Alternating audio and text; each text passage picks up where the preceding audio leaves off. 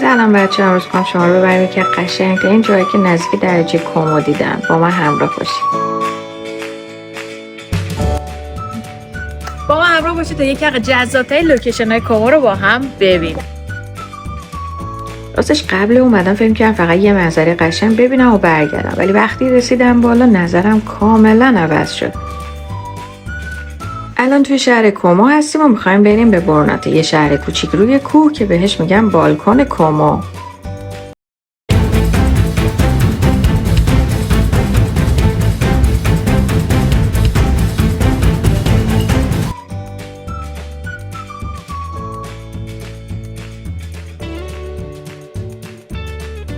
برای رسیدن بهش باید سوار فونیکولار بشیم. همین که حرکت میکنه کم کم منظره شهر و دریاچه زیر پات باز میشه و هرچی بالاتر میری همه چی کوچیک‌تر به نظر میاد. واسش من همیشه عاشق این منظره ها و آرامشی که ازش میگرفتم بودم.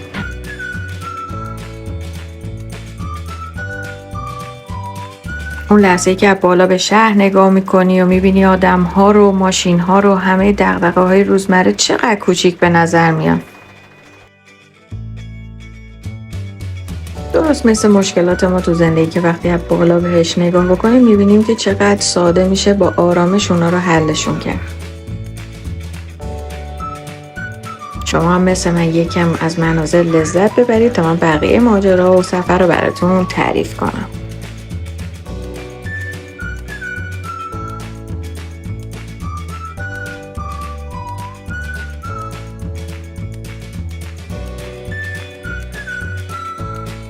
خب اینجا سوار فونیکولار شدیم و بعد چند دقیقه به بروناته میرسیم.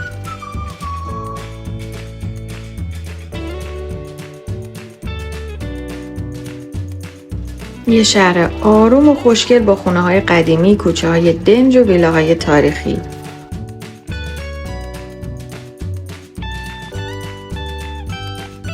جالب بدونید که از اواخر قرن 19 خیلی از خانواده‌های ثروتمند برای فرار کردن از گرمای شهر و استراحت به اینجا می‌آمدن. برای همین هنوزم میشه ویلای قشنگ و قدیمی زیادی اینجا دید، ولی چیزی که بیشتر از همه جلب توجه میکنه آرامش اینجاست.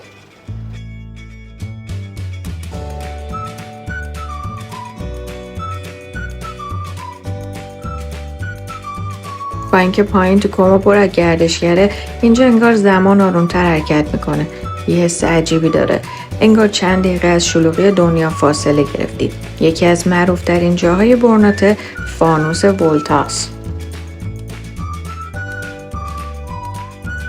این فانوس به افتخار الساندرو ولتا ساخته شد، همون دانشمند ایتالیایی که باتری الکتریکی رو اختراع کرد.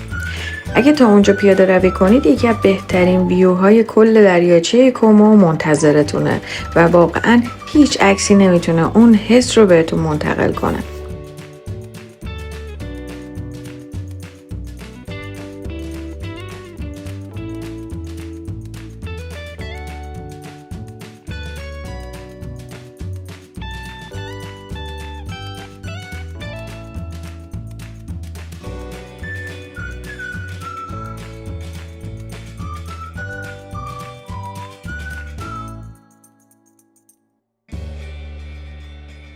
وقتی بالا واسطادی و دریاچه، کوه‌ها و شهر زیر پاته، تازه میفهمی چرا این منطقه اینقدر معروف شده.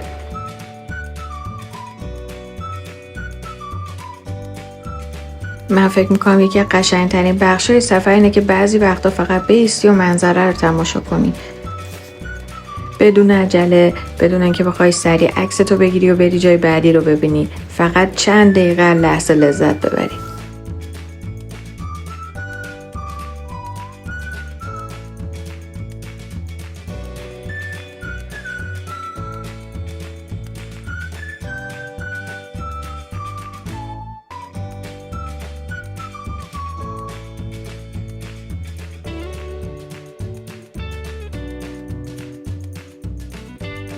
خلاصه که هر چقدر از آرامش اینجا بهتون بگم کم گفتم.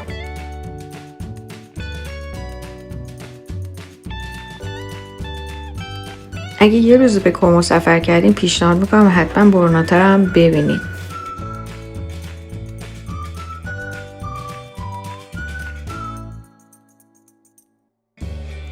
شاید کوچیک باشه ولی به نظرم یکی از قشنگترین منظره های شمال ایتالیا رو داره.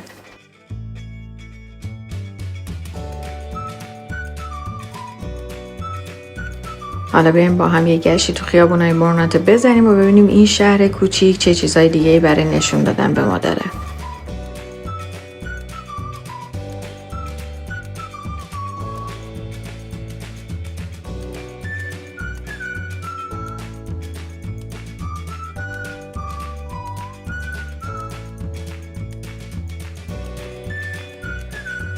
یادت باشه خوشحالم میکنی اگه سابسکرایب کنی، لایک کنی و منو دنبال کنی.